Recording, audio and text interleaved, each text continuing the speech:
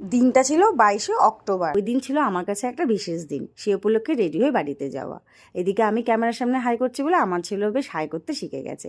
বলতে বলতে আমরা বেরিয়ে পড়েছিলাম। আর এদিকে দেখো ঠাকুর দেখার লাইন পড়েছে।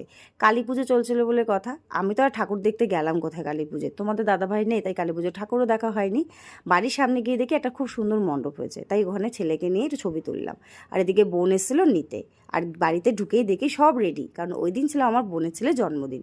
বড় করে কোনো আয়োজন করা হয়নি, ছোটোখাটো করে করা হয়েছে, কারণ ওই দিন শুধু আমার বড়দিকে, আমি, আমার মা বাবা এই কজন মিলে আমার বোনের ছেলে জন্মদিনটাকে সেলিব্রেট করলাম। কেক কাটার সময় আমার ছেলে অপেক্ষা করছিল দাদা কখন কেকটা কাটবে আর ওকে খাওয়াবে। এদিকে বড় ছেলে তো কেক কাটতে পারছিল না বলে বোন হেল্প করে দিচ্ছিল।